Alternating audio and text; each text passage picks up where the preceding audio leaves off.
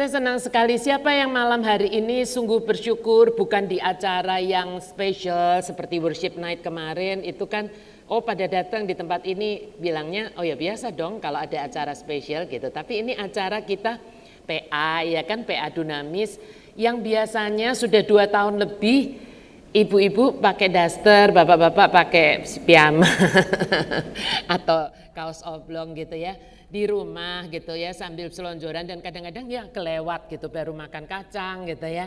Nah tetapi hari ini saya sungguh bersuka cita melihat ibu, bapak dan anak-anak yang sudah dewasa yang on fire tetap dan mungkin sudah menunggu-nunggu selama 2 tahun lebih dan akhirnya bisa balik ke sini. Siapa yang begitu? Beri kemuliaan buat Yesus Tuhan kita. Wow. Ya, dan saya mengundang juga ibu bapak dan juga anak-anak yang sudah dewasa dan juga yang esensial juga boleh yang mungkin nggak ada kendala ya bisa datang ke tempat ini gitu ya untuk kita bisa menikmati. Beda sih pasti kalau kita di rumah dengan seperti ini ya kan gitu seperti besi menajamkan besi, manusia menajamkan sesamanya ya.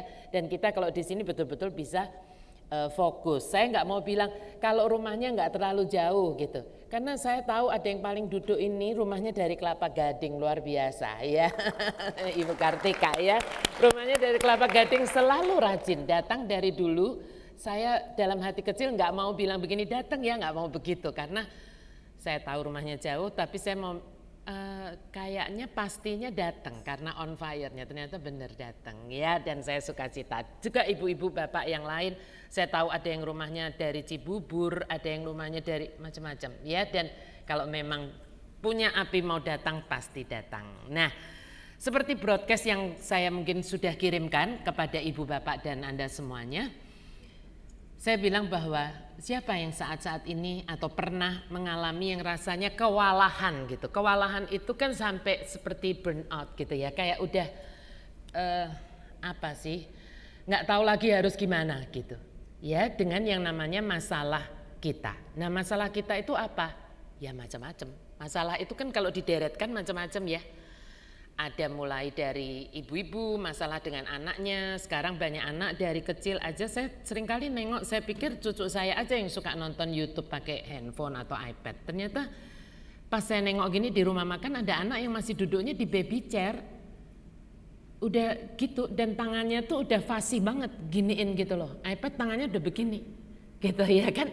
Zaman kita dulu kan nggak ada ya. Nah dan ada yang sampai sungguh-sungguh sudah kecanduan misalnya seperti itu dan gimana ini gitu. Yang dari anaknya mungkin dari sisi anaknya merasa bahwa aku kalau enggak lakuin ini FOMO gitu ya kan, fear of missing out gitu. Jadi kayak temennya semua kayak begitu, nanti kurang update gitu kalau enggak ngikutin yang begitu. Ya seperti juga kan ibu-ibu kalau enggak ini IG seperti itu atau apa yang diikutin ya kan sampai ada orang yang harus nonton drakor karena teman-temannya semua nonton drakor jadi kalau ngomong supaya bisa nyambung itu masih yang mungkin nggak terlalu ini. Tapi ada juga yang masalah ini nih benar-benar serius tante, aku bukan sekedar masalah game atau apa tapi masalah aku nih lanjut nggak ya di pekerjaanku ini ya kan karena aku nih udah sampai kayak orang kaki jadi kepala, kepala jadi kaki.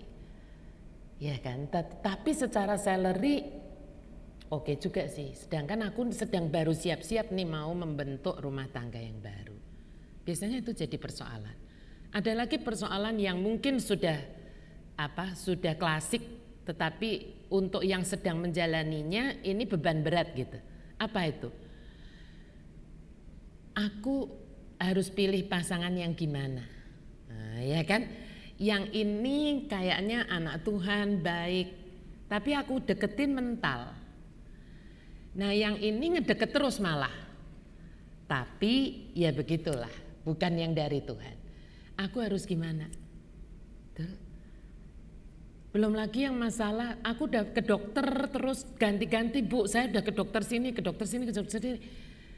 Saya harus ke dokter mana lagi sih bu sebetulnya? Saya udah keliling. Ya kan di Indonesia maupun di luar, tapi sakit saya kok nggak sembuh-sembuh, ya kan. Dan 1001 macam lagi pertanyaan, persoalan di dalam kehidupan kita. Tuh. Memang kalau bicara yang namanya problem dalam hidup kita nggak pernah ada habisnya Bapak Ibu Saudara. Dan pastinya nggak ada dari kita yang no problemo, ya bukan? Saya pernah lihat gambar dulu waktu masih di UI, kuliah di UI, saya naik mobil begitu, di depan saya ada truk, gambarnya baby gendut gitu ya kan, yang wajahnya innocent, terus bawahnya ada tulisannya no problemo. Orang mengatakan bahwa yang nggak punya problem itu adalah bayi, baby. Padahal baby mungkin kalau sudah bisa ngomong, mungkin dia juga berasanya punya problem. Buktinya apa? Nangis. Kan baby kan nggak senyum terus ya kan? Nggak ketawa-ketawa terus kan, maminya mesti ayo ketawa gitu, senyum. Tapi nggak selalu dia begitu. Artinya dia punya problem juga. Ya. Nah, tokoh yang kita sedang pelajari bahkan berbulan-bulan ini, siapa yang mengikuti lewat YouTube-nya pembahasan kita Ayub? Ada yang terus mengikuti? Oh ya, ada yang mungkin belum, ya kan? Semoga lewat malam hari ini ke depannya masih lumayan nih. Ada beberapa pasal, 20-an pasal masih ya. Semoga akan mau tetap mengikuti dan menjadi mulai mengikuti, yang sudah mengikuti tetap mengikuti ya. Tokoh Ayub ini jelas punya problem yang nggak ringan. Dan nggak dengan mudah ditemukan solusinya, betul nggak? Yang sudah pernah baca kitab Ayub juga pastinya tahu. Kalau saya boleh deretkan beberapa saja highlightnya. Yang pertama, dalam sehari kehilangan semua-semuanya, betul nggak? Semua-semuanya hilang yang dimilikinya. Dengan secara kalau orang Jawa berkata itu ujuk-ujuk, tiba-tiba gitu, iya kan? Dan nggak tahu penyebabnya apa. Nggak ada gempa bumi, nggak ada tanah longsor, nggak ada tsunami, cuman keluarganya dia tok habis-habisan.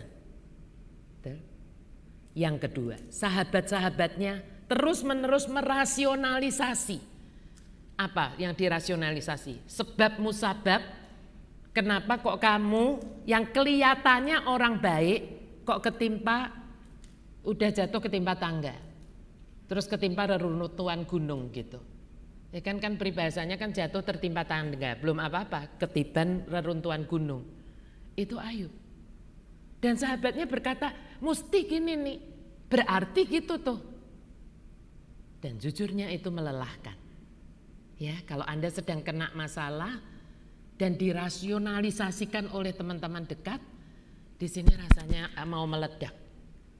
Tuh. Kita mau bilang gini, kamu nggak ngerti yang aku rasain, kamu nggak ngalamin yang aku sekarang alamin. Tuh. Orang yang ketiga, orang yang paling dekat dengan dia, yang harusnya disebutnya dua menjadi satu, siapa tuh? Istrinya. Malah kalau istilah saya ngebully Ayub, membuli Ayub. Kenapa? Gara-gara Ayub Ayub tetap mau mempertahankan imannya kepada Tuhan yang hidup. Tuhan yang disebutnya dia Tuhan Allah Israel. Yang menurut istrinya itu percuma. Kenapa? Lah nggak bisa nolong kok. Banyak orang kan begitu kan. Mau ikut Tuhan, mau menyembah Tuhan, as long as Tuhan berguna bagi saya. Betul?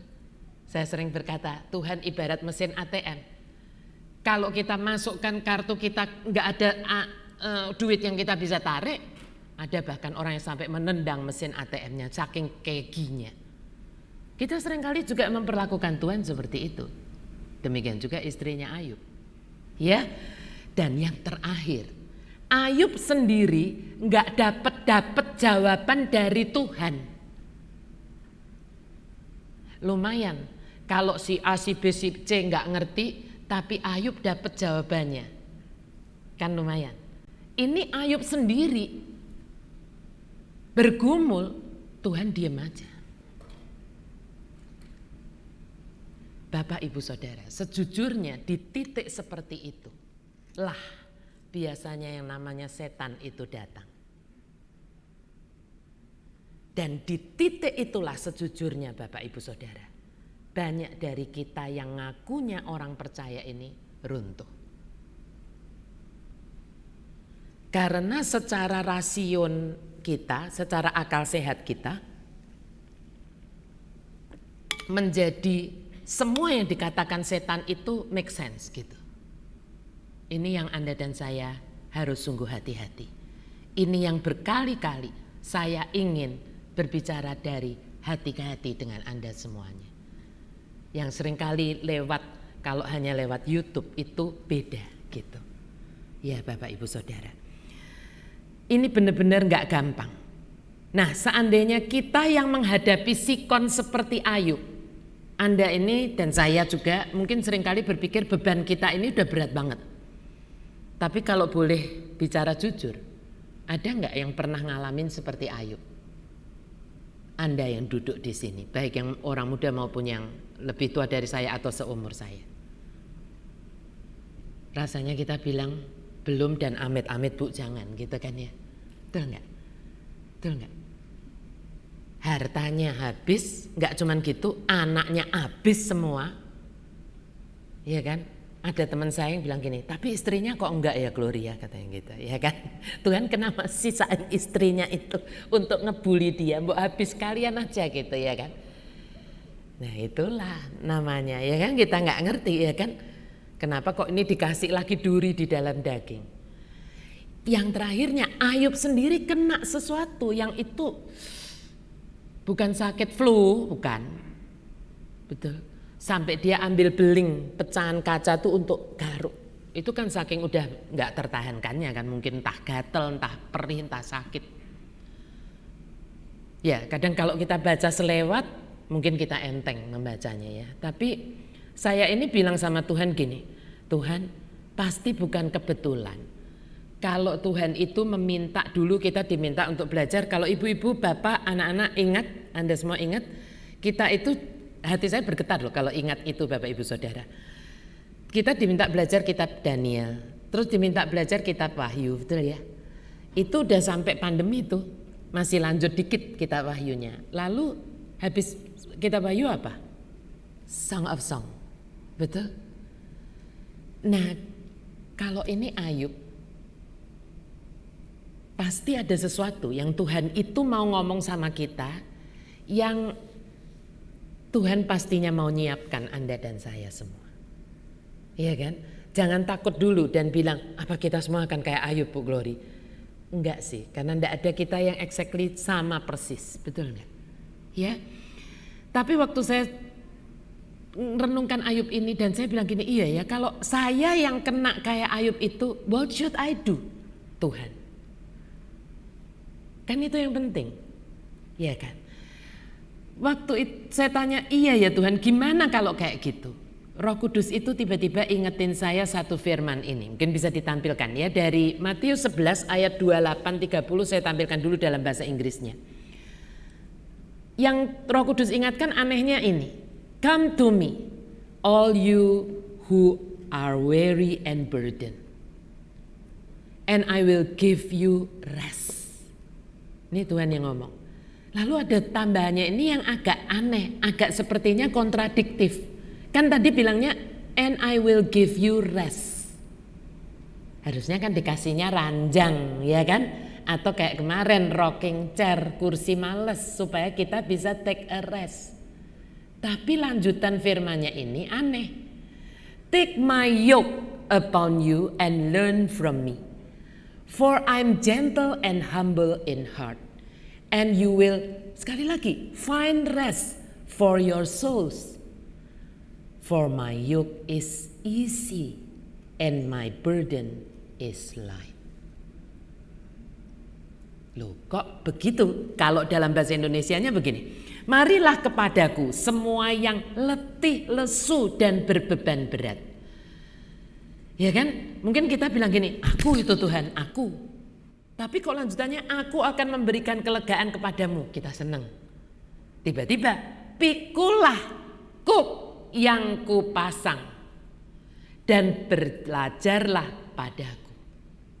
Karena aku lemah lembut dan rendah hati dan jiwamu akan mendapat ketenangan.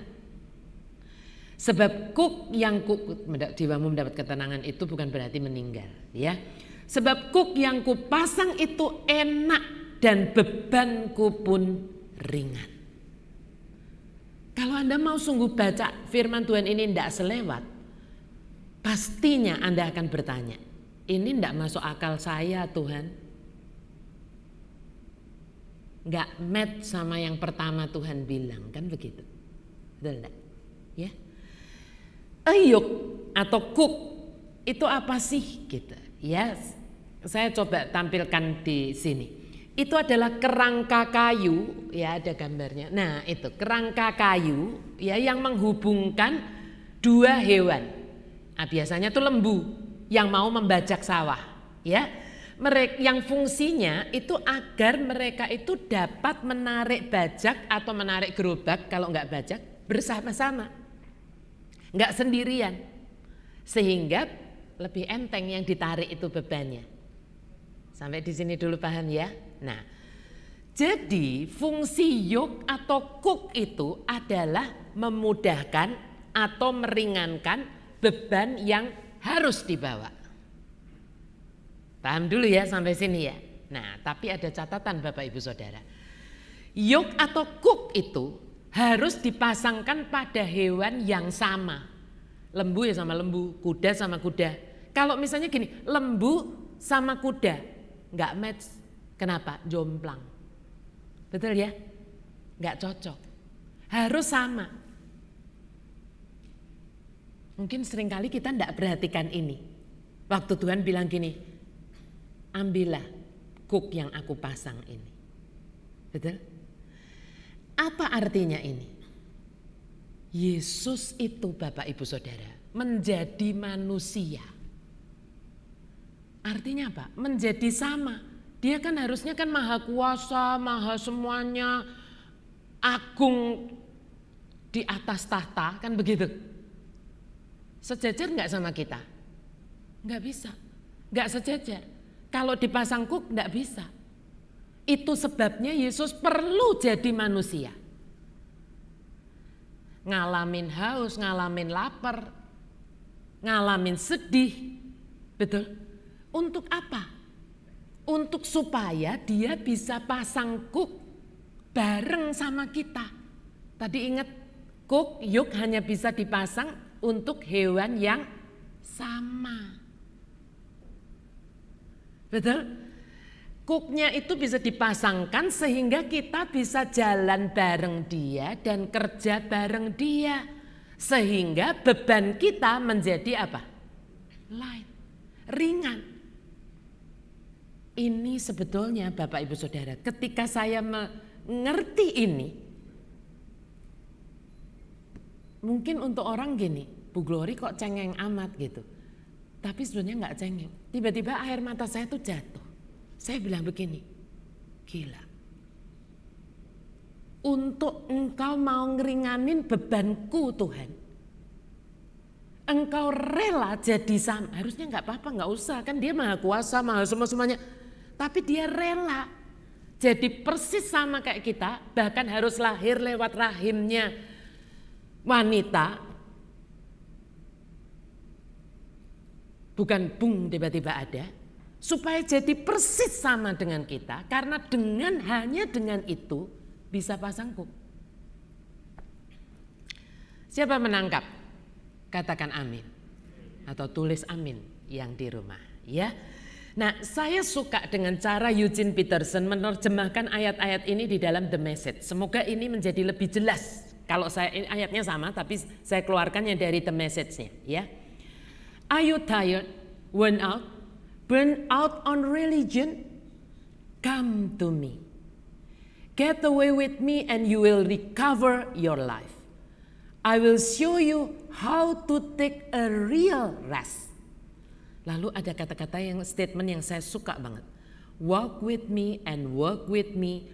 Tujuannya apa? Watch how I do it. Learn the unforced rhythm of grace. I won't lay anything heavy or ill-fitting on you. Lalu ada kata-kata gini. Keep company with me. And you will learn to live freely and lightly. Nah, kalau boleh saya terjemahkan dengan bahasa sehari-hari ya, karena the message ini kan bahasanya sebenarnya bahasa gaul gitu ya. Apakah Anda capek atau apakah kamu capek habis-habisan, tanda kutip ya, sudah muak dengan yang namanya agama? Karena agama itu isinya banyaknya peraturan, harus begini, harus begitu, tidak boleh begini dan tidak boleh begitu. Betul? Datanglah padaku, pergilah bersamaku, dan kamu akan menemukan kembali hidupmu. Aku akan menunjukkan kepadamu bagaimana caranya bisa istirahat yang sesungguhnya. Jalan bersama aku, kerjalah bareng aku. Lihat bagaimana aku melakukannya atau ngelakuinnya gitu ya. Belajarlah ritme kasih karunia yang enggak ngotot. Aku enggak bakal meletakkan apapun yang berat dan enggak pas dan atau enggak pas buat kamu. Bekerja samalah denganku, maka kamu bakal mengerti caranya hidup bebas dan saya enggak ada kata lain kecuali enteng gitu ya kan. Coba berkata amin. Beri kemuliaan buat Yesus Tuhan kita dulu. Nah, Bapak Ibu Saudara, kalau saya boleh terjemahkan, ini kan Yesus itu minta kita itu keep company, intimate friendship, betul judulnya hari ini ya. Mengapa Yesus bilang bahwa intimate friendship dengannya itu adalah solusi untuk mempermudah atau memperingan beban atau problemnya Anda semua dan saya, yang saat ini sedang kita tanggung. Kan tidak ada dari kita yang no problem. Betul? Kenapa begitu? Karena dengan intimate friendship ini dengan Tuhan, artinya sebetulnya bukan sekedar kita itu nyembah-nyembah Dia, mengagung-agungkan Dia, lalu masukin persembahan dalam bentuk uang atau apa, dan lalu kita pulang. Seperti yang biasa kita lakukan kalau kita pergi ke gereja, atau kita pergi ke persekutuan, atau bahkan mungkin worship night atau seminar rohani, dan kita pulang, lalu apa? Kita kembali mengerjakan segala sesuatu dalam hidup kita sendirian. Apa maksudnya sendirian? Dengan caraku sendiri, dengan yang setauku dan yang semauku. Itu bukan yang Tuhan maksud intimate friendship. No, bukan. Bukan. Intimate friendship dengan Tuhan Yesus artinya walk with me and walk with me. Watch how I do it. Kita ini jalan bareng Yesus, kerja bareng Yesus, artinya ngelibatkan Tuhan Yesus di dalam keseharian kita yang seringkali oleh banyak orang dan mungkin oleh kita yang di sini juga kita sebut sebagai kehidupan sekuler. Dulu saya menjalankan bisnis dan saya tetap menjalankan kebenaran firman Tuhan. Lalu prinsipal saya berkata, Bu Gloria, nggak bisa dicampur. Kalau ibu mau bisnis dengan pakai hati yang seperti ini, ibu nggak tega, ibu tetap mau fair dan sebagainya, ibu jangan bisnis. Ibu balik saja ke kampus katanya.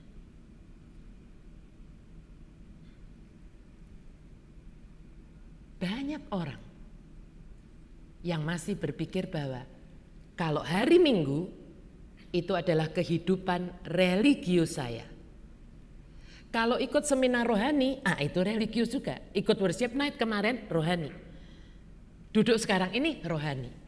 Begitu keluar dari sini, ya kan, ngejajan bakso, mau beli bakmi goreng, ya kan, atau pulang ngurusin pekerjaan cucian yang belum dimasukkan ke mesin cuci dan sebagainya, itu sekuler. Nah, karena itu sekuler, kita tidak perlu melibatkan Tuhan. Makanya kita berbeban berat. Kenapa? Karena kita ngerjakan itu sendirian. Walaupun yang bantu banyak. Pembantunya 3-4 gitu di rumah. Iya kan? Nah, karena gitu ya, Sebetulnya kalau kita jalan bareng Tuhan Yesus dan kerja bareng Tuhan Yesus itu untuk ngeliat gitu. Ngeliatnya apa Bapak Ibu? Gimana sih Yesus itu ngelakuin semua-semuanya?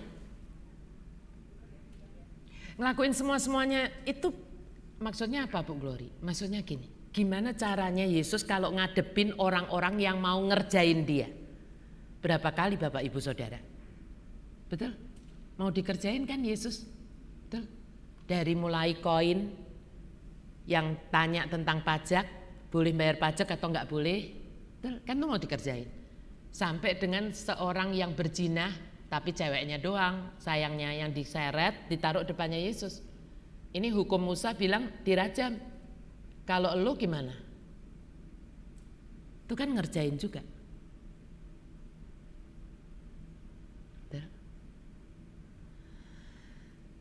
Sampai dengan bagaimana caranya Yesus menghadapi orang-orang yang ngefans. Kan kalau tadi itu orang-orang yang tidak suka sama dia, makanya ngerjain. Gimana ngadepin orang-orang yang suka banget sama dia, ngefans. Sampai apa-apa harus Yesus. Ya kan, maksudnya apa? Ngejar Yesus kemana-mana. Kan ada orang yang begitu. Ya kan, ada orang yang tanya sama saya, Bu Glory, saya boleh tahu jadwal Ibu Glory memberikan seminar rohani di mana saja? Oh, buat apa Bu? Saya pengen datang di setiap seminar yang Ibu adakan, yang Ibu jadi pembicaranya. Itu kan namanya ngefans, ya kan? Orang punya fans seneng nggak? Ya seneng juga, ya kan? Artinya kan dicintai. Tapi kalau kebablasan, ribet juga, betul nggak? Sampai Yesus itu nggak punya waktu, ya kan? Dikejar sana, ini sekian orang, sekian ribu orang, saya nggak diikutin sekian ribu lah, ya kan? Sekian ribu tuh ngikutin kamu gitu ya kan. Yang pengennya terus dapat waktunya Yesus. Nah mungkin kita bos kita nggak ngefans sih sama kita yang anak-anak yang udah kerja. Tapi bos kita ngefans nyari kita ya kan. Itu artinya Anda disayang sama bos Anda ya kan. Kerjaan ini ya inget Timo. Kerjaan ini inget Timo lagi, kerjaan ini inget Hadi lagi, kerjaan ini inget Deo lagi, misalnya gitu. Ya kan?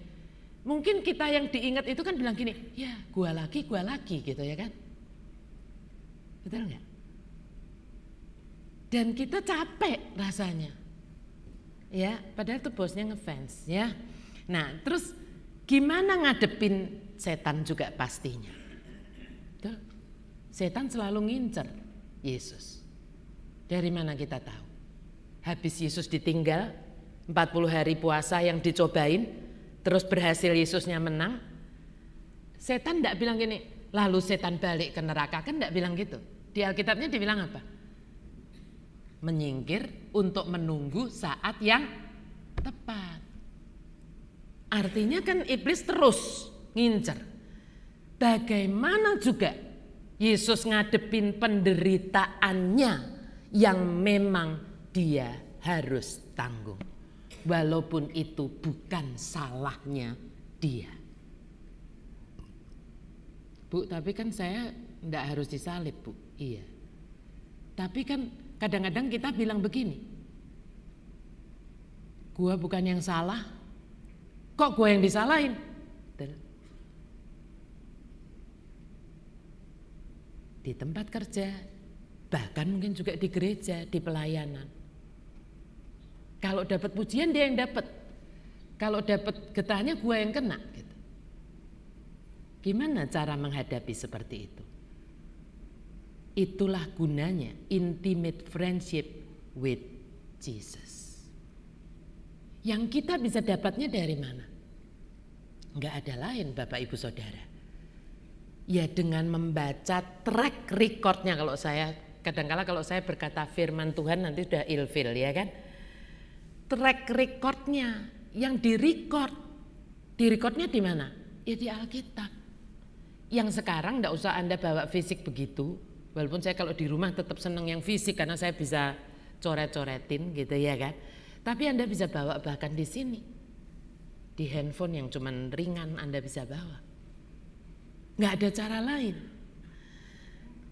Itulah gunanya.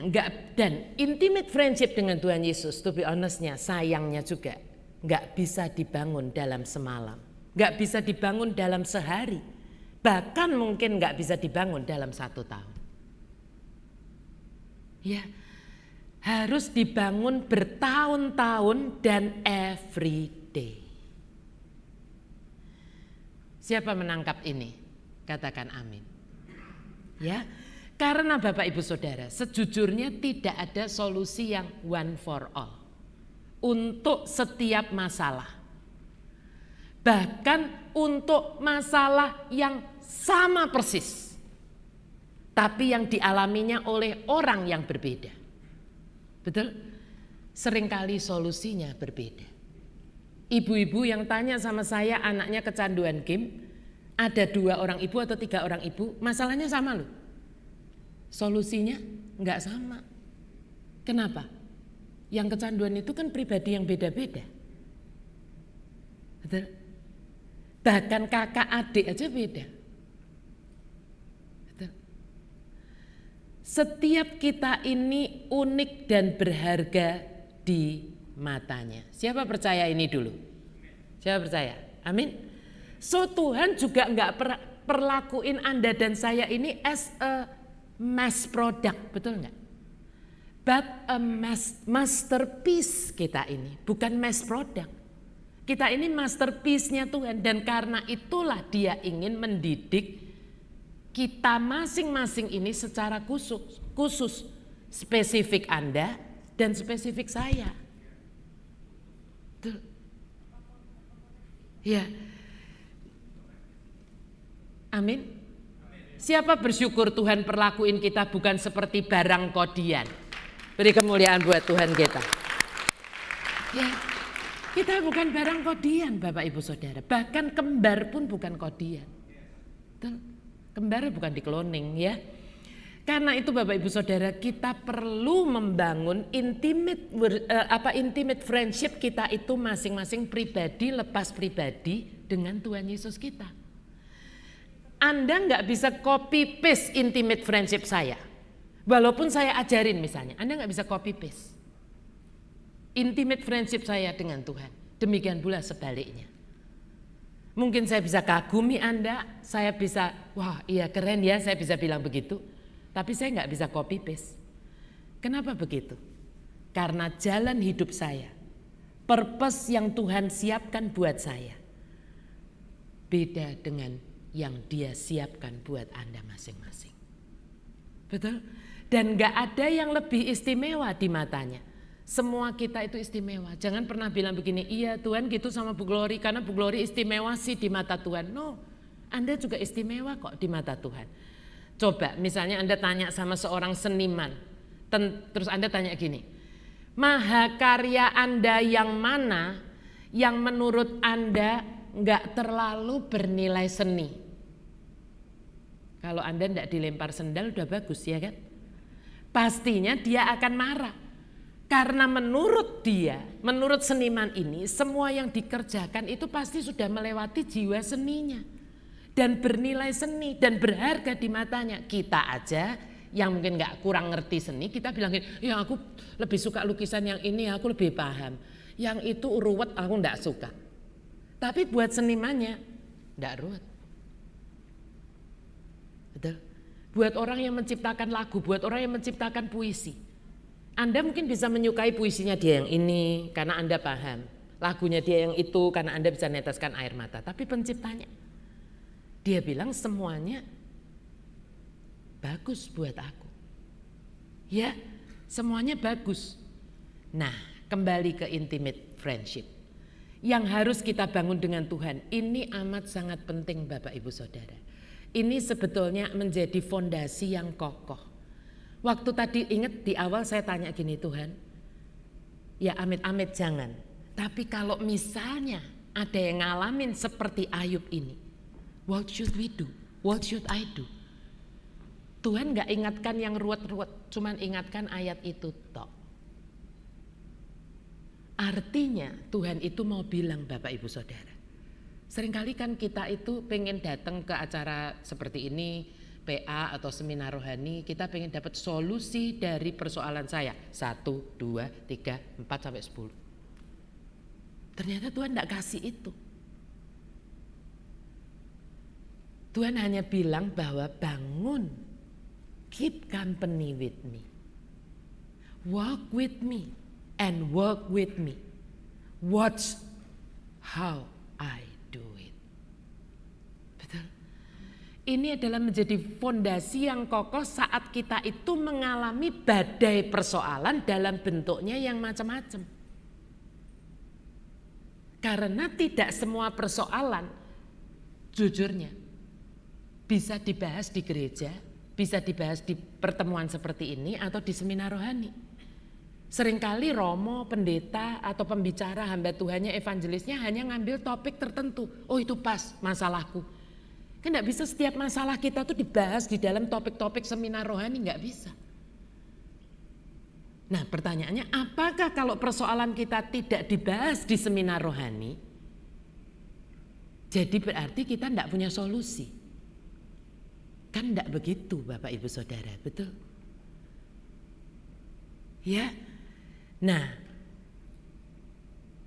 kita melihat pengungkapan Ayub yang menurut saya, kita mau lihat ya, dari tadi kita belum buka kitab Ayub. Saya ingin tunjukkan pengungkapan yang ditunjukkan oleh Ayub yang menurut saya ini adalah kunci mengapa Ayub itu bisa bertahan di dalam badai persoalan dan atau penderitaan hidupnya yang amat sangat tidak mudah. Dan kenapa Tuhan minta kita belajar kitab Ayub? Bukan supaya genep toh nggak dilewati kitab Ayubnya, pasti bukan itu. Ya, pasti ada sesuatu yang di masa yang akan datang Anda dan saya sebagai anak-anaknya, sebagai murid-muridnya, sebagai orang yang ngakunya percaya kepada dia akan menghadapinya. Dalam bentuknya apa kita nggak ngerti. Tetapi Tuhan persiapkan karena dia tidak mau banyak dari kita yang berguguran. Betul? Ingat, iblis akan datang di saat yang paling pas. Biasanya di saat dimana Tuhan berasanya diam. Ingat itu. Mari kita lihat kuncinya Ayub. Kita lihat Ayub 29 ayat 4. Seperti ketika aku mengalami masa remajaku, ketika Allah bergaul karib dengan aku di dalam kemahku. Kelihatannya ayat sederhana. Tapi ayat ini Bapak Ibu Saudara memberi dalam tanda kutip bocoran bahwa Ayub itu sudah punya apa? Intimate friendship, bergaul karib, ya kan? Intimate friendship dengan Tuhannya saat dia masih remaja, masih unyu-unyu gitu, ya kan? Masih remaja. Dan yang menarik hati saya adalah statement yang terakhir. Itu terjadi di mana? Di sekolah? Di persekutuan? Di mana? Di kemahku, Bapak Ibu Saudara. Apa itu kemah? Rumah.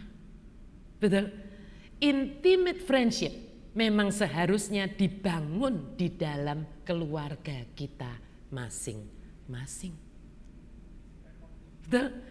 Tiap anggota keluarga, khususnya anak-anak, harus mengalami dan merasakan yang namanya hangatnya hubungan dengan Tuhan sejak mereka masih ada di tengah-tengah kita. Di tengah-tengah keluarga, jauh-jauh sebelum mereka keluar harus menghadapi serigala. Kan katanya dikirim ke tengah serigala ya toh.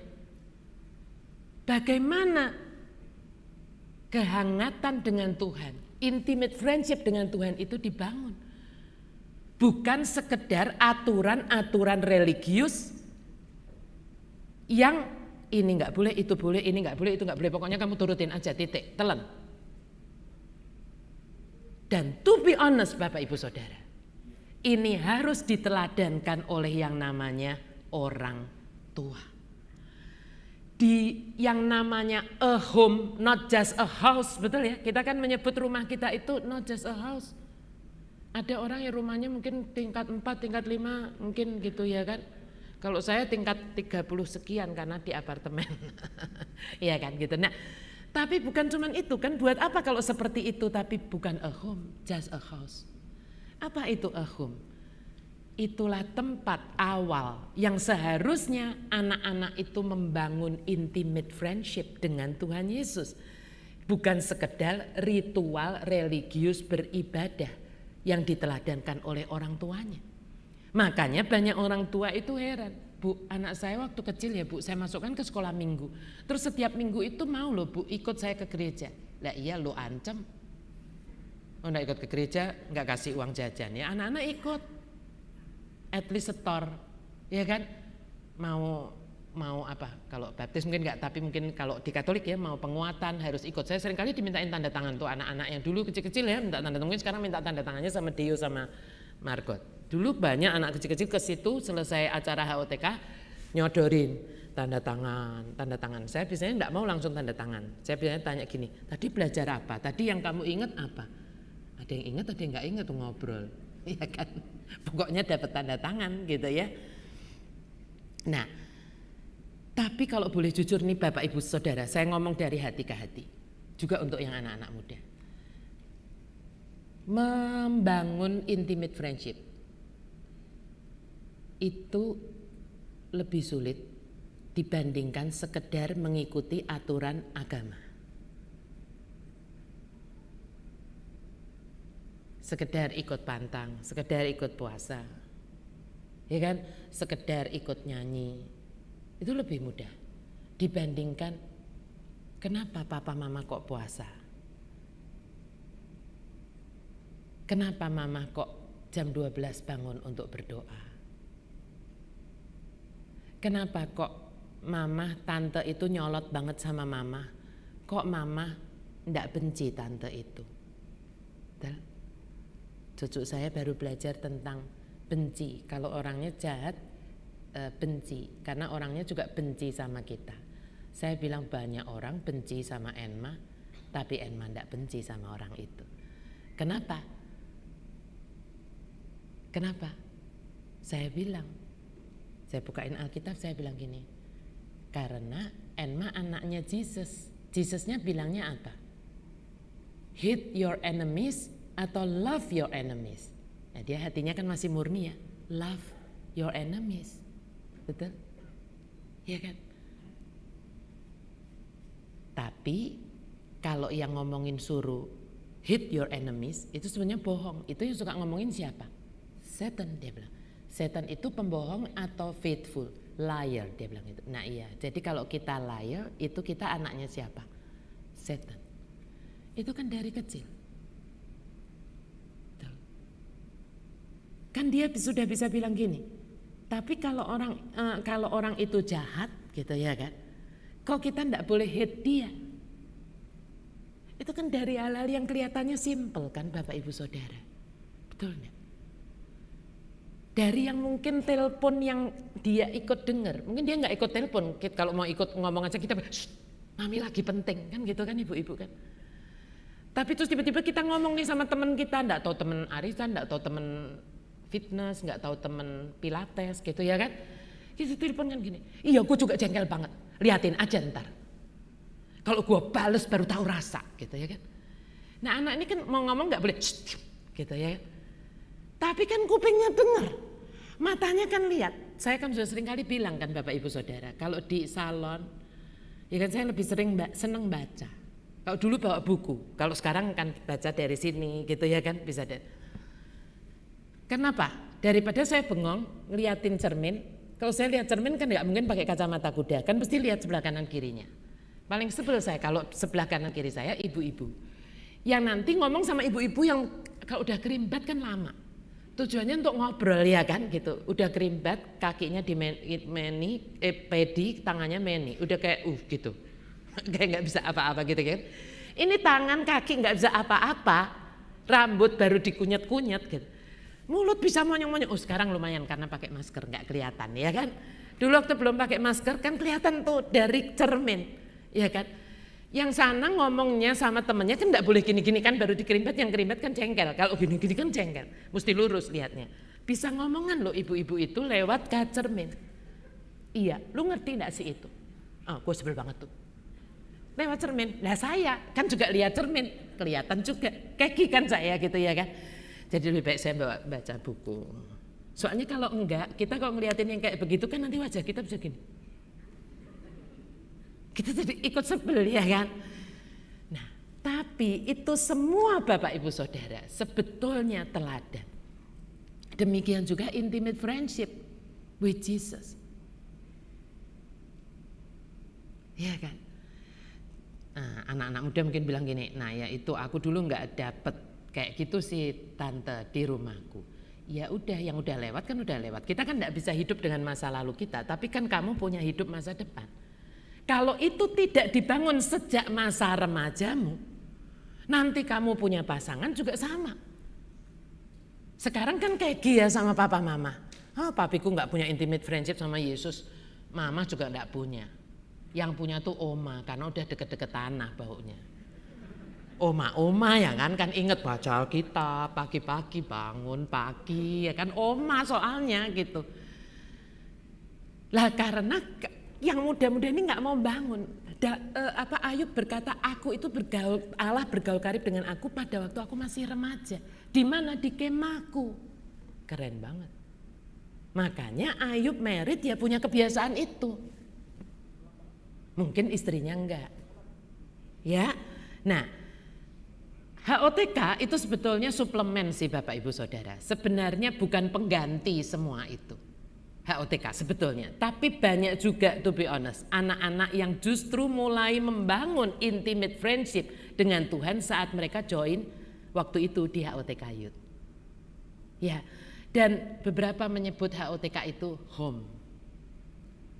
Kemarin saya ada satu anak yang sudah menjadi reporter di salah satu stasiun televisi yang terkenal dan dia sudah mendapat satu, biasa itu kan kalau yang sudah pangkatnya karirnya udah bagus itu punya satu acara gitu. Ya, dia tuh udah punya satu acara. Dulunya tuh anak youth saya masih kecil banget, badannya sampai sekarang sih masih kecil. Suka dimintain tolong karena dia kalau bawain berita tuh memang bagus, suka direkam dimintain tolong sama Deo tuh untuk menjadi. Itu kemarin tuh datang. Dan saya bilang hai gitu ya, walaupun pakai masker ya saya ingat gitu. Wah aku seneng banget ketemu kamu lagi, aku bilang gitu. Ya tante, aku selalu pulang, aku selalu seneng, buat aku HOTK is a home katanya gitu. Hati saya tuh bersuka cita sekaligus terharu. Seneng lihat anak-anak yang dulu unyu-unyu gitu ya kan masih gitulah. Ya akhirnya mereka sampai sudah kerja, lulus kerja, punya karier, married dengan orang yang juga seiman. Mereka belajar mempertahankan kekudusannya, mereka menjaga semuanya. Dan akhirnya sekarang di tempat kerja, itu hati saya sukacita banget. Memang kadangkala juga, terus datang ada yang sudah bawa anaknya, yang gendong suaminya gitu, dibawa anaknya gitu ya. Terus ketemu saya dibilangkan ini oma, aduh memang benar-benar saya udah tua, kalau saya lihat itu udah tua banget ya kan. Oma gitu panggilnya, ya kan ini oma Glory. Ada dulu yang jauh-jauh dari Surabaya, anaknya sudah dibaptis di gerejanya sudah ini, tapi tetap dibawa ke sini pengen minta ditumpangin tangan, ini oma Glory. Dan seringkali cari solusi. Kalau ada masalah di dalam hidup mereka, cari solusinya itu sebetulnya gimana sih? Apa sih yang Tuhan kehendaki? Itu kadang juga hubungin saya, atau kalau saya nggak tahu, kalau cowok-cowok biasanya saya ajak Pak Gana begitu. Ya nggak apa-apa menurut saya. Artinya apa? Ini mereka kan tetap mau ada di jalannya, betul nggak? Saya nggak gini, ya kamu udah kerja, ada persoalan tetap nyari aku, bodoh amat, enggak. Itu justru saya bersuka cita, artinya dia itu masih ingat kan yang kemarin-kemarin diajarin, tapi sekarang ini bingung, ya wajar lah. Ya kan, dan kok aku dapat firman Tuhannya gini tante, kok aku dapat ayat gini, aku ditegur, itu saya bahagia banget. Ya kan, saya bela-belain dimanapun saya tetap mau terima teleponnya. Ya artinya mereka itu walaupun sedang ada dalam masalah, tapi tetap mau cari solusinya itu yang menurut Tuhan. Betul? Siapa ikut bersyukur dengan saya atas anak-anak ini? Amin, beri kemuliaan buat Yesus Tuhan kita. Ya, intimate friendship ini penting banget Bapak Ibu. Karena lewat hal inilah saat kita itu berbeban berat. Dan kita tidak pernah tahu kapan kita itu akan berbeban berat. Kalau boleh nggak pernah berbeban berat. Tapi siapa yang bisa menolak? Ya, nah kita menjadi tahu dari siapa kita itu bisa dan harus bertanya dan belajar. Enggak malah jadi bingung dan atau heboh cari-cari orang pinter lah, paranormal lah. atau cari asal psikolog, asal psikiater, asal curhat, dan akhirnya malah dapat nasihat yang keliru. Betul? Padahal semua nasihatnya ada di firman Tuhan sebetulnya. Betul. Tapi kalau kita nggak bangun itu, nah sebegepok kayak begitu nyari yang pas yang mana kan bingung. Iya kan? Ingat di Alkitab kita kenal satu tokoh selain Ayub yang saya percaya Anda dan saya pasti sangat-sangat familiar dengan kita. Siapa itu? Raja Daud. Raja Daud itu di dalam banyak momen-momen di mana dia itu harus menghadapi cobaan macam-macam. Tapi siapa yang ingat coba? Ada satu momen di mana Daud sangat terjepit. Ya biar saya minum, siapa yang ingat? Ada yang ingat kapan momen Daud itu sangat terjepit? Sampai rasanya mungkin aduh udah kepepet banget. Ya Nani, kenapa? Oh bukan, itu kan Daniel. Ini Daud. Siapa tadi aku dengar Hadi ngomong apa Had? Kapan Had? Yes betul, beri tepuk tangan buat Hadinya. Ya baru masuk. Nah waktu Siklagnya itu bukan terbakar tapi dibakar oleh orang Amalek. Daud lagi ngapain? Lagi pergi nyeleweng? Enggak. Waktu dia habis nyeleweng sama Batsheba enggak ada apa-apa malahan. Ya kan? Tapi Daud itu baru ngerjakan yang Tuhan minta. Peperangan yang Tuhan minta. Balik Siklagnya dibakar. 2 istrinya dibawa kabur, harta benda semuanya. Prajuritnya juga habis-habisan harta bendanya. Marahlah semuanya. Ya, apa yang Daud buat? Coba kita lihat ya. Satu, ada orang yang bilang saya ngefans sama Daud, sampai itu anak saya kasih nama Daud, cucu kasih nama Daud. Harus tahu kenapa ngefans. Nah, saya ngefans Daud karena ini. 1 Samuel 30 ayat 6. Dan Daud sangat terjepit karena rakyat mengatakan, ini rakyatnya sendiri loh, kalau musuh mau ngelemparin dia nggak sedih. Rakyatnya sendiri ngelemparin dia sedih banget. Mengatakan hendak melempari dia dengan batu. Seluruh rakyat itu telah pedih hati. Masing-masing karena anaknya laki-laki dan perempuan. Karena diambil semuanya. Sebagai tawanan perang dari Amalek. Tetapi Daud menguatkan kepercayaannya kepada Tuhan Allahnya. Nah saya mau ajak Anda semuanya lihat ayat ini baik-baik. Saya mau tanya. Bagaimana seseorang bisa menguatkan kepercayaan kepada Tuhan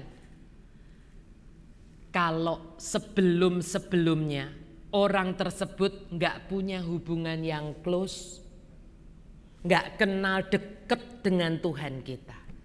Apanya yang mau dikuatin? Betul. Betul sekali. Tuhan bisa in the blink of an eye membuat mukjizat untuk Anda. Bisa. Tetapi seringkali Tuhan tidak lakukan itu. Karena Tuhan lebih ingin membangun intimate friendship dengan Anda dan saya. Betul. Jangan setiap kali harapkan Tuhan seperti pesulap. Sekarang saya nggak bangun apa-apa sama Tuhan. Tapi kan KTP saya tetap Kristen. Tetap Kristiani, tetap Katolik. Jadi kalau saya ada masalah, tolongin dong. Itu kan nganggepnya Tuhan kayak pesulap. Kata kuncinya, passwordnya cuma satu. Tuhan, aku agamanya Kristen, sudah dibaptis. Lu harus tolongin gua kan, lu Tuhan gua. Banyak loh dari kita yang begitu. Bangun intimate friendship nggak mau. Ketika ada persoalan maunya ditolong. Kalau Tuhan nggak tolong, makanya iblis nggak pernah takut sekian banyak orang dibaptis. Sekian banyak orang KTP-nya ganti Kristen, nggak takut. Iblis hanya gemetar kepada orang-orang yang mau sungguh-sungguh bergaul karib siang dan malam dengan Tuhan Siapa berkata amin? Beri kemuliaan buat Yesus Tuhan kita. Kenapa iblis semakin banyak orang jadi Katolik, jadi Kristen nggak takut? Nanti tinggal dia datang aja di momen pas Tuhan kayaknya diem. Dan bilang begini, katanya lu Katolik, katanya lu Kristen. Tuhanmu Yesus, bantuin nggak? Dan Anda semua jawab, enggak. Iblis bilang, that's it, makanya. Ngapain lu tetap itu? Ini aja, ini ada solusi nih. Cuman datang celup-celupin apa? Terus dikibrit-kibrit. Beres. Nih dipasang ini nih di rumah kamu nih. Beres. Dan Anda percaya. Kenapa? Karena Anda bilang begini, ya sorry Bu Glory, tapi saya butuh pertolongannya ini instan. Tapi Tuhan gak tolong instan. Karena sekian tahun tidak pernah mau belajar tentang bahwa tidak ada yang instan jalan dengan Tuhan. Ngerti ya? Sesuatu bisa dikuatin kalau memang sudah ada dasarnya. Daud sudah percaya pada Tuhan. Daud sudah punya hubungan yang intim dengan Tuhan. So saat dia terjepit, yang sudah ada itu dikuatin. Ya, saya berharap Bapak Ibu paham sungguh hal ini. Amin. Ya, paham sungguh hal ini. Dan sebagai penutup sesi kita malam ini, saya ingin mengutip beberapa statement Ayub. Mungkin Anda sudah baca dan harusnya sudah baca yang saya minta ya, pasal 27 sampai 30. Statement Ayub yang itu mengingatkan kita betapa pentingnya yang namanya hikmat yang dari Tuhan, yang itu pastinya harus didapat dengan intimate friendship dibandingkan dengan apapun di dunia ini. Ya, saya akan bacakan, Anda bisa baca di layar. Saya sudah minta untuk dikeluarkan. Dari yang pertama Ayub 27. Kebenaranku ku pegang teguh dan tidak ku lepaskan. Hatiku tidak mencela sehari pun daripada umurku. Lihat, kebenaranku ku pegang teguh dan tidak ku lepaskan. Sesuatu sampai kita bisa bilang gini, oh ya ini benar. Itu bukan kita baru sekali baca Alkitab langsung, oh ya ini benar, oh ya ini benar, oh ya benar. Enggak mungkin. Saya aja sering kali dari umur 12 baca Alkitab, sering kali nih sekarang di umur 58 tahun. Saya itu masih menemukan ya itu yang kayak tadi Matius 11 itu. Oh, saya ngerti Tuhan sekarang. Kenapa Tuhan minta aku ikut pasang kuk bareng sama Tuhan. Dan air mata saya menetes. Tapi andai kata saya mungkin kemarinnya sakit dari umur 13 tidak sembuh-sembuh. Terus saya pergi dari Tuhan. Ya mungkin saya nggak ketemu tentang kuk ini. Betul nggak? Ya. Yang kedua, karena apakah harapan orang durhaka kalau Allah menghabisinya, kalau ia menuntut nyawanya? Apakah Allah akan mendengar teriaknya jika kesesakan menimpa dia? Makanya hati-hati.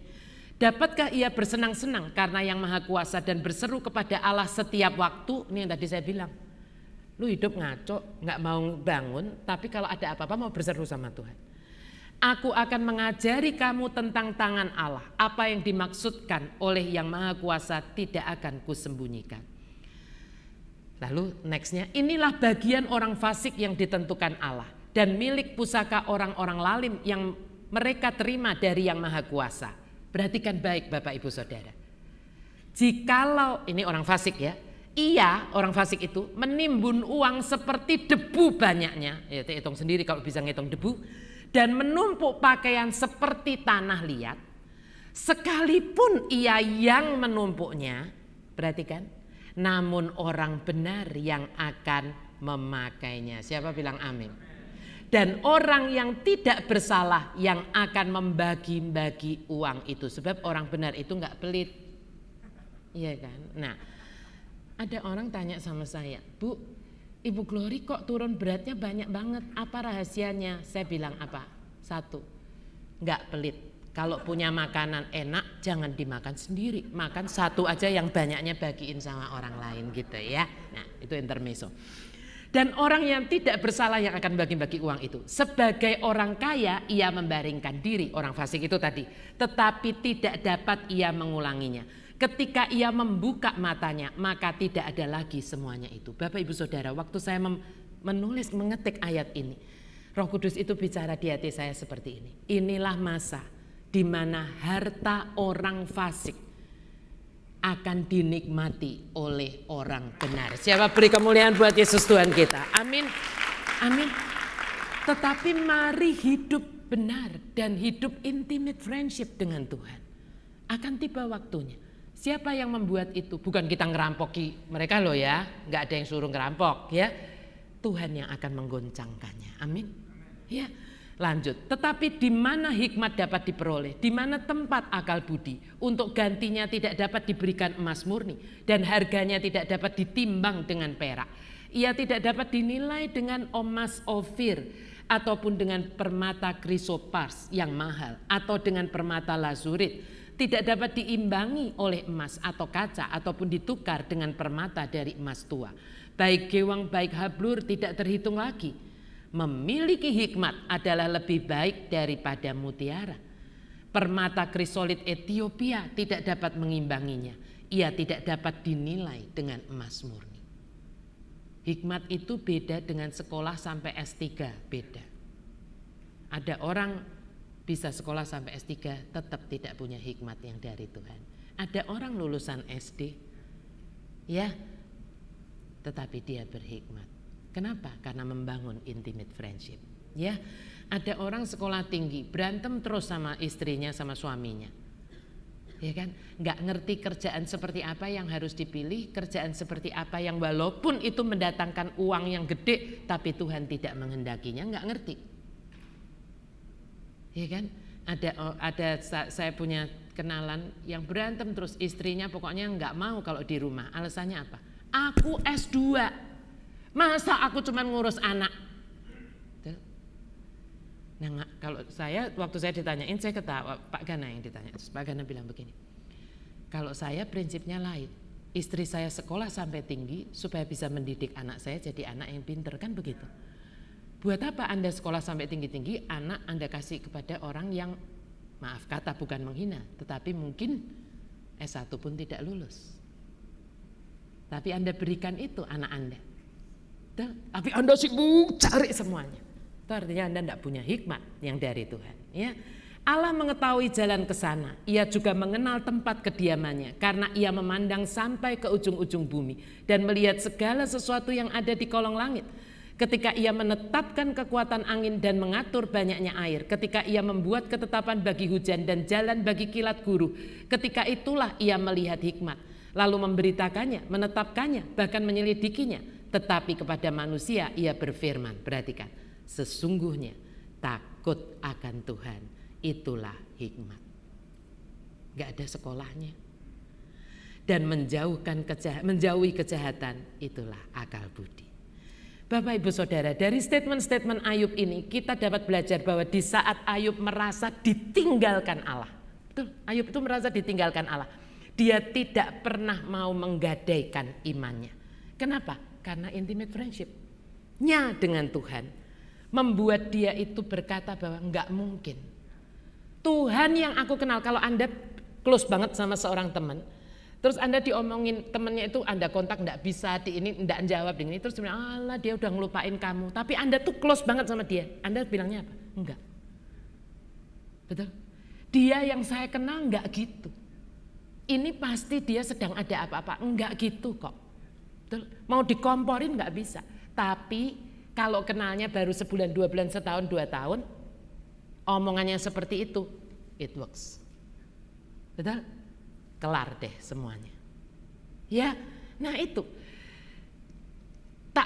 Dia bilang seperti Ayub itu tidak pernah mau meninggalkan Tuhan karena dia berkata apa? Nggak mungkin. Tuhan yang saya kenal nggak seperti ini. Walaupun sebetulnya penderitaannya itu tak tertahankan. Oleh kita yang sekedar membacanya pun kita bisa merasakan tak tertahankan penderitaan Ayub, betul? Ya.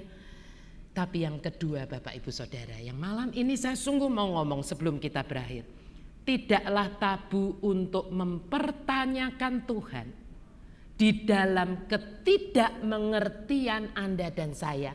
Mengapa Tuhan kok nggak mau jawab doa kita? Betul. Ayub juga bilang, Tuhan kenapa toh? Kalau saya boleh pakai bahasa saya, kok engkau diam terus? Daud, kalau Anda rajin membaca Mazmur, Daud bilang begini, Tuhan bukalah telingamu. Tuhan, itu Daud, betul nggak? Sendengkan telingamu Tuhan, aku nih udah nggak kuat. Itu nggak tabu. Ketika Anda dan saya punya deket banget, kita berani berkata begitu. Tapi orang yang nggak deket akan jaim. Betul? Anak buahnya Pak Gana, waktu Pak Gana nggak terlalu memperhatikan dia, nggak ada anak buahnya yang bilang, Pak perhatiin saya dong Pak. Kok Bapak gitu? Bapak nggak berani dong. Atasan, kalau ketemu Bapak hanya begini, baik Pak, siap Pak, betul? Tapi saya berani bilang ini, yang bisa enggak? Kalau yang pertemuan yang itu enggak usah ikut. Ada sesuatu yang aku pengen ceritain ke kamu. Dan karena saya jarang begitu, Bapak biasanya bilang, oke, aku coba geser. Kurang ajarkah saya ke Bapak? No. Saya istrinya. Saya deket sama Bapak. Saya berani berkata gitu. Nah kalau istri nggak berani ya berarti istrinya kayak pegawai ya kan. Terus saya bilang, tolong yang bisa enggak? Karena sudah setiap kali ini kamu pulangnya larut banget. Saya berani berkata, kenapa? Intimate friendship. Dengan Tuhan, ya begitu Bu, Pak, anak-anak. Saya pernah berseru sama Tuhan, Tuhan, saya tulis dokter ini, dokter ini, dokter ini, dokter ini. Terus saya buka di hadapan Tuhan. Tuhan tolong tunjukkan dokter mana lagi supaya saya tidak capek Tuhan.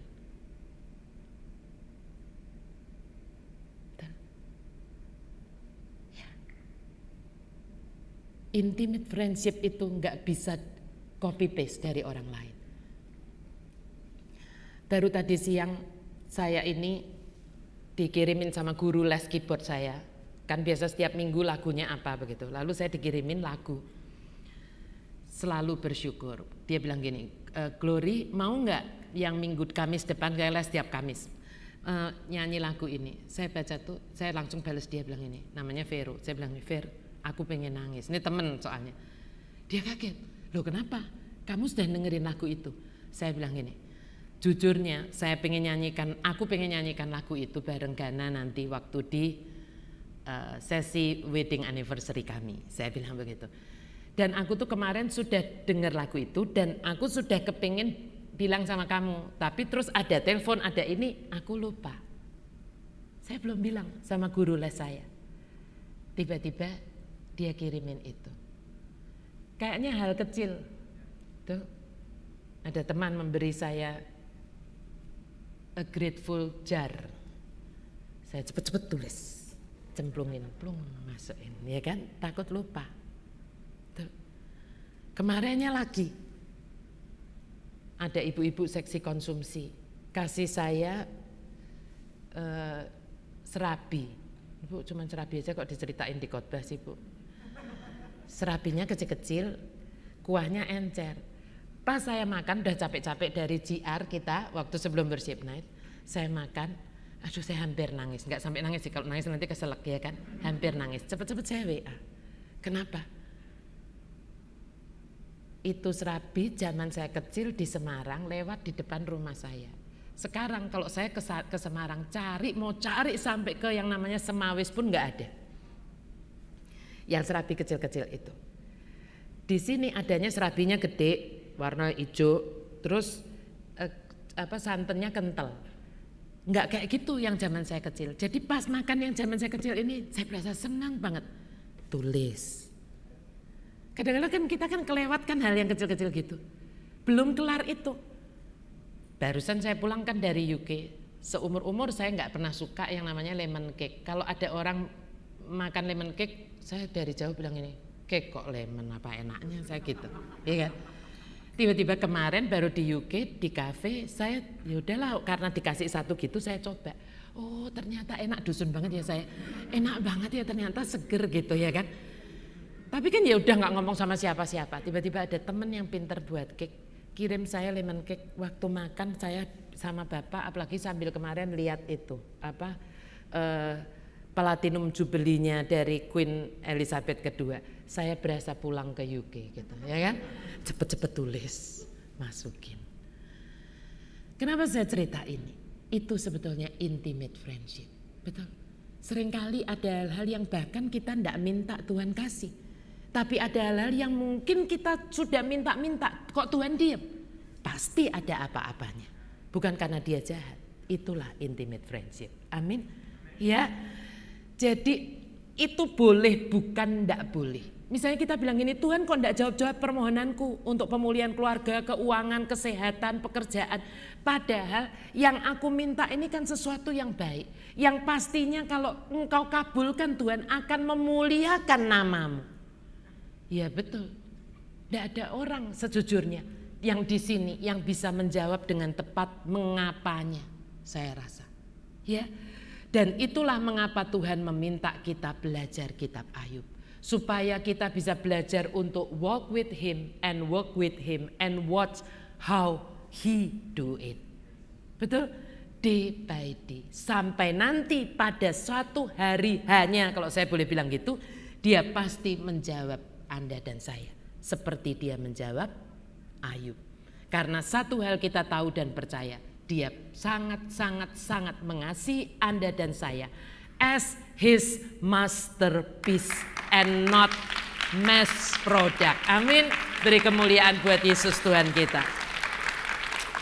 Bapak Ibu Saudara, ada satu statement saya pernah membaca di bukunya Joyce Meyer yang itu nempel terus di hati saya.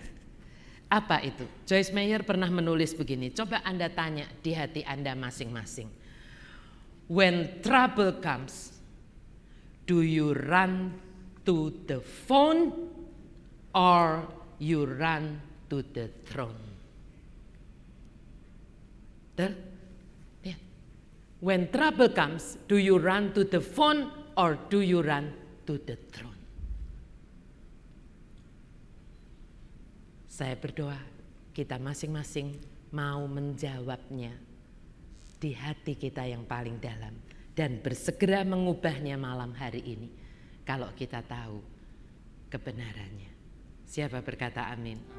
Beri kemuliaan buat Yesus Tuhan kita. Oke Bapak Ibu Saudara, sebelum kita memberikan persembahan terbaik kita, saya itu diingatkan Tuhan tentang siapa sih Maria Magdalena?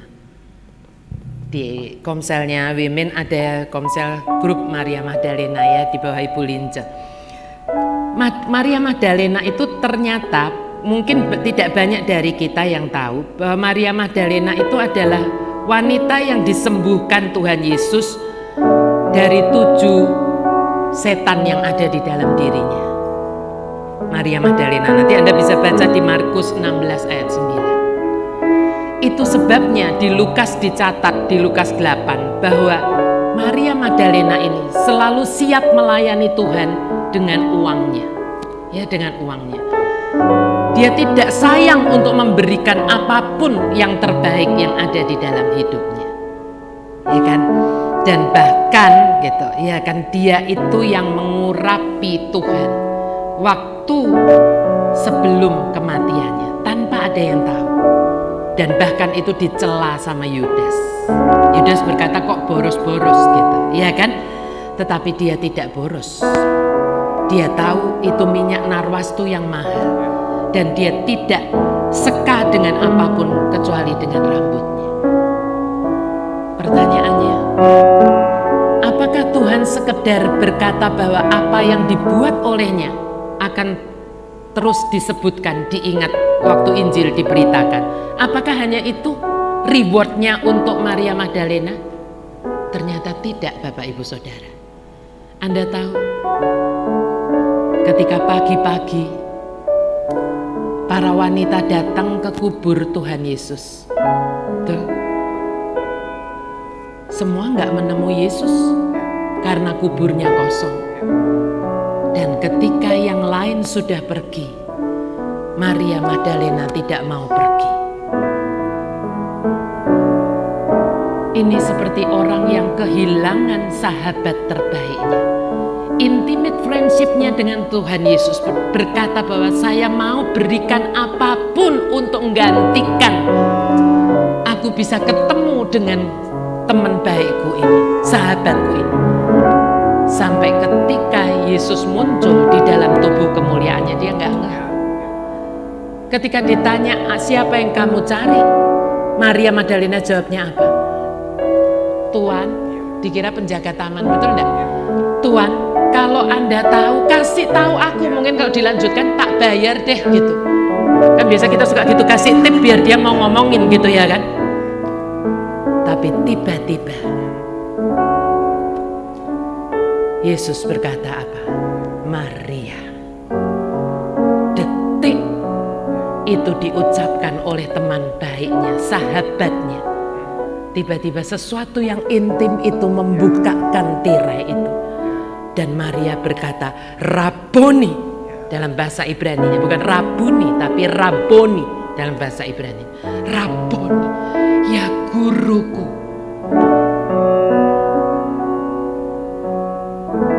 Itulah penghormatan yang begitu tinggi dari Tuhan.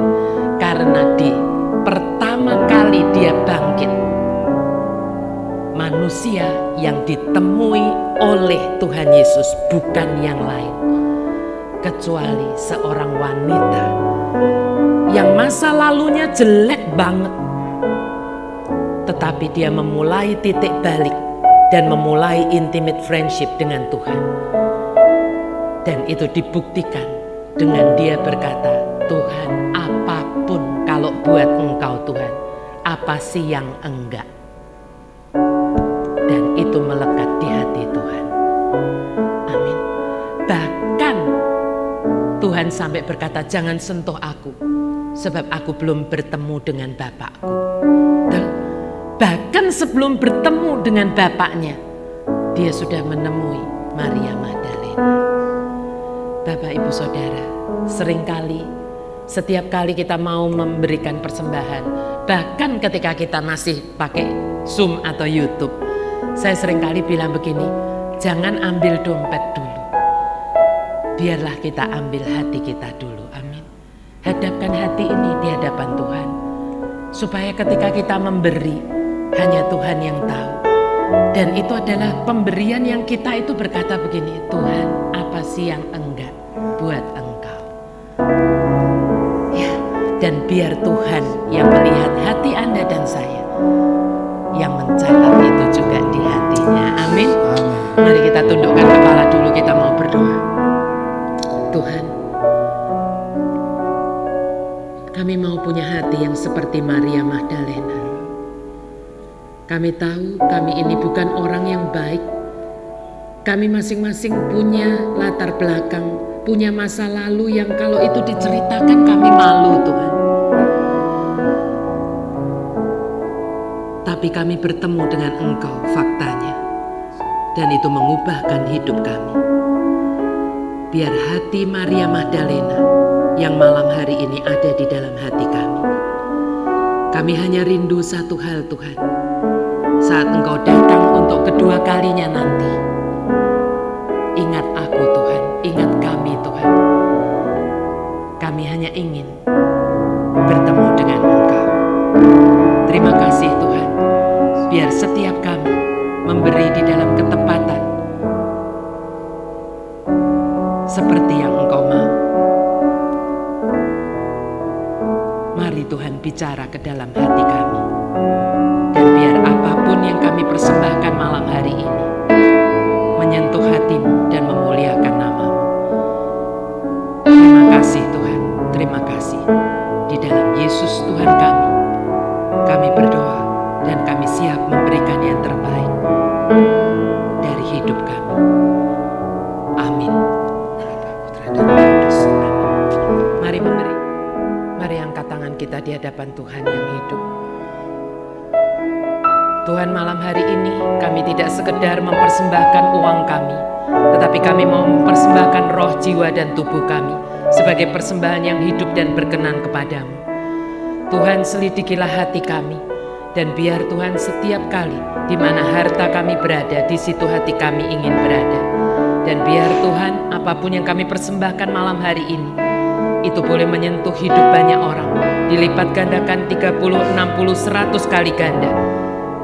Akan lebih banyak lagi orang yang mengenal dan mendengar firman-Mu dan hidupnya diubahkan lewat pemberitaan dari HOTK Ministry.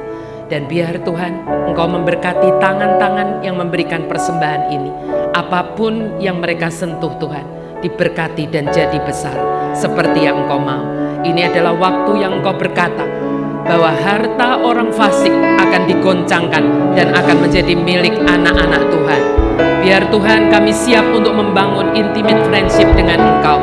Mulai malam hari ini lebih dan lebih lagi, kami mau mengasihi Engkau hari ini lebih dari hari yang lalu.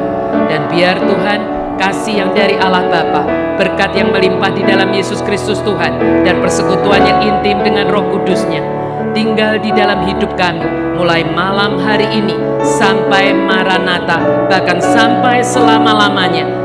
Yesus datang untuk kedua kalinya. Mari semua katakan amin. Demi nama Bapa, Putra, dan Roh Kudus. Amin. Beri kemuliaan buat Yesus Tuhan kita.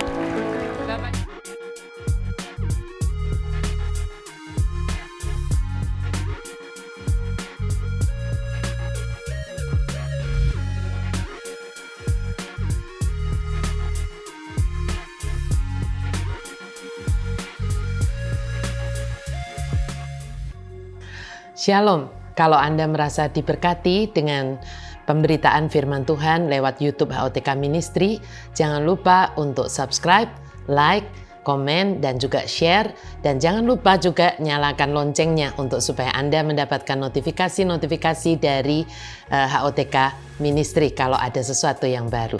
Terima kasih, Tuhan Yesus memberkati.